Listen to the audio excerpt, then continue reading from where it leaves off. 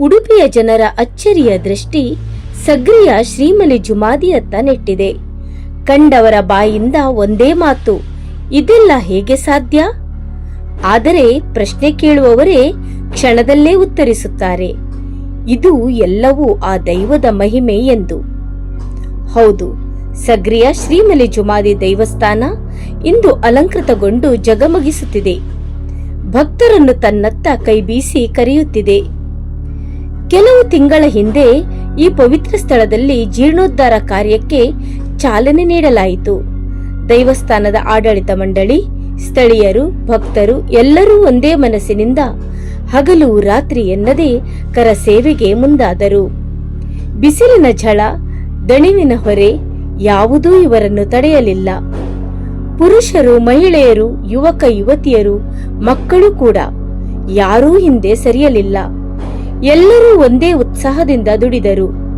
ಅವರು ಕೆಲಸ ಮಾಡುತ್ತಿದ್ದ ರೀತಿಯನ್ನು ನೋಡುವಾಗಲೇ ಮನಸ್ಸಿನಲ್ಲಿ ಭಕ್ತಿ ಭಾವ ಉಕ್ಕಿ ಹರಿಯುತ್ತಿತ್ತು. ಅದರಲ್ಲೂ ವಿಶೇಷವೆಂದರೆ ಇಂತಹ ದೊಡ್ಡ ಕಾರ್ಯ ನಡೆಯುತ್ತಿದ್ದರೂ ಅಲ್ಲಿ ಗದ್ದಲ ಇರಲಿಲ್ಲ, ಕಿರುಚಾಟ ಇರಲಿಲ್ಲ, ಅಧಿಕಾರದ ಏರುಧ್ವನಿ ಇರಲಿಲ್ಲ. ಬದಲಿಗೆ ಮೌನ, ನಗುಮುಖ, ಲವಲವಿಕೆಯ ಚಟುವಟಿಕೆ ಮತ್ತು ದಣಿವರಿಯದ ಸೇವೆ ಮಾತ್ರ.